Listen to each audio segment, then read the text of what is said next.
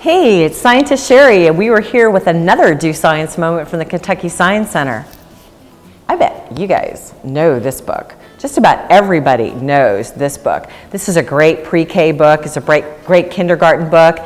About 4 or 5 and older start to maybe get a little bit bored with it, but maybe not the way I read it, and maybe not with the stuff that goes with it. So what I want you to think about while we're reading this book is not just that this is kind of a counting book, but we're going to take a look deeper at the pictures and talk a little bit about caterpillars and bugs, because right now this is the perfect time of year to start thinking about bugs, getting out in your backyard and getting that little magnifying glass and checking out in the grass all the little creepy crawlies that are all around.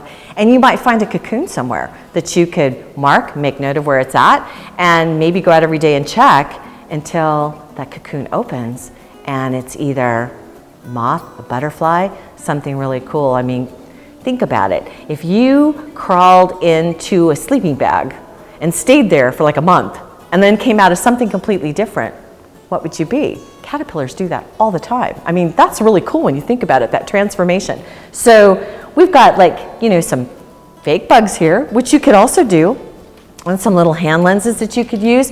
These are really great because you have some magnification here, but it gets even more magnified there. In fact, I can see you a lot. Wow. I never realized you had that many pores in your skin. That is really cool. Magnifying glasses are awesome tools. Anyway, my little friend Mortimer here, he's going to hang out with the bugs, and then we're going to talk a little bit about an activity that you can do after this. So, with no further ado, The Very Hungry Caterpillar by Eric Carle. I think you guys knew that. I mean, everybody knows this book, right? It's like everywhere.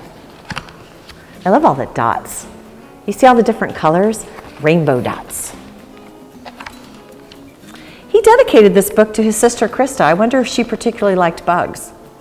Or maybe he scared her with a bug when they were little, and so he thought that was funny, and that's why he dedicated it to her. I always like to think about the dedications. Why do people dedicate them to the people they do? In the light of the moon, a little egg lay on a leaf. Yes, caterpillars start from eggs.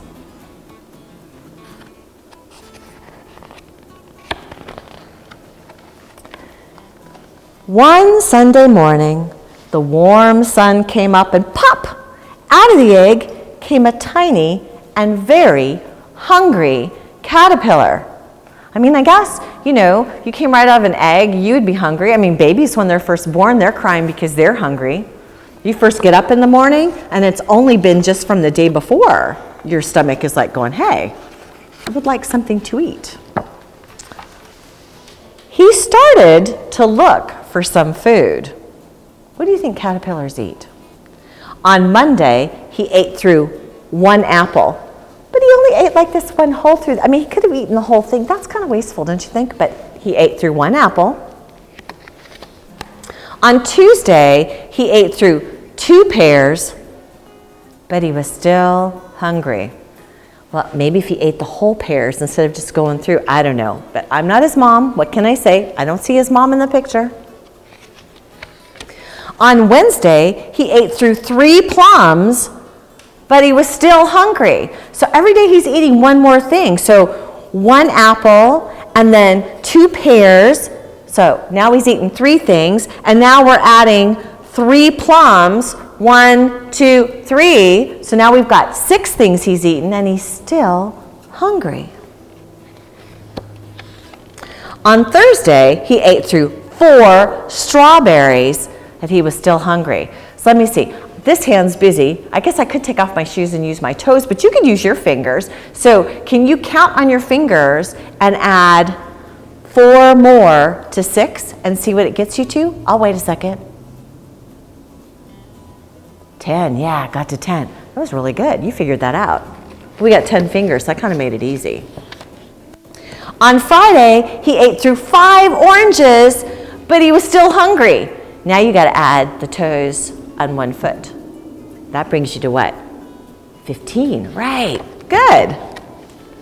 On Saturday, he ate through 1 piece of chocolate cake, 1 ice cream cone, 1 pickle, 1 slice of Swiss cheese, 1 slice of salami, a lollipop, a piece of cherry pie, 1 sausage, 1 cupcake, and 1 slice of watermelon.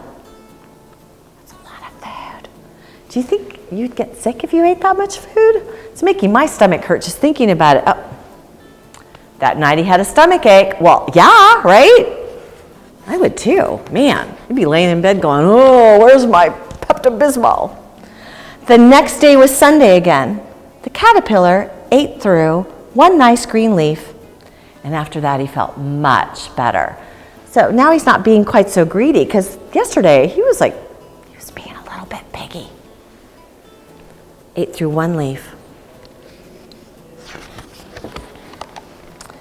Now he wasn't hungry anymore, and he wasn't little anymore.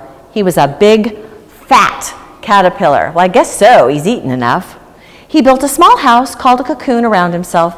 He stayed inside for more than 2 weeks. 2 weeks. Think about it. You're in your sleeping bag, zipped up for 2 weeks. I guess he ate enough food to keep him, but you know, you might have to take snacks inside your sleeping bag if you were going to stay there for 2 weeks. I think I would take like some peanut butter and celery, because that's one of my favorite snacks, or maybe an apple or two. Oh, pizza. Pizza would be good. We could take pizza. Pizza's good, hot or cold. It's one of those few things. But anyway, I digress. That's a big word for saying that I'm backtracking and I don't really need to, so we're going to go back to the story. He nibbled a hole in the cocoon, pushed his way out, and what do you think he is? What do you think he is? Wait for it. He was a beautiful butterfly. So that big fat caterpillar made himself a cocoon, stayed inside for 2 whole weeks, and came out looking like this. Okay, if I can come out after 2 weeks and look like a beautiful butterfly, I'm like totally crawling into my sleeping bag and doing this. Like, I kid you not. Look at that. So what I want you guys to do, I want you to make your own hungry bugs. And there's lots of different ways you can do this. You can use egg cartons and cut those up. You can use small cups. I mean, just look around your house and see what you can find. But a really easy way to do it is just with 2 pieces of paper. You see, mine's just kind of very simple, but you could decorate it and make it really cool. Maybe put feathers or gems or stuff on it. But all you have to do is take 2 pieces of paper, the same width, and you put them together like this. So you're going to make like a big V or an L or a 90-degree angle. There's all kinds of things you can call this, but you're going to put them together like this, and then you're either going to glue or tape them together, and then you just fold over, and you keep going all the way to the end, and then you can add like some antenna. I curled mine a little bit. You can add some antenna. You could put some legs on them if you wanted, maybe toothpicks, I don't know.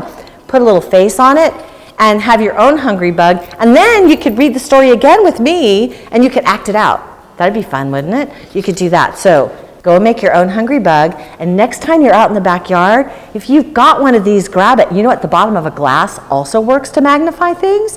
So take it out and get in the grass and see all the little crawly things that you can see. And you know what, don't be afraid. I mean, you don't have to touch them, but just watch them. They're really busy doing all kinds of things. Ants are usually gathering food, and bees are usually gathering pollen, and the bugs that are crawling around, they have a job to do. They're just trying to find food and live their lives just like you are. So just watch them. Don't mess with them, just watch them, and you'll find some really amazing things. And maybe you'll find a cocoon and you can find out what comes out of it. All right, you guys, you have a really great day. Bye.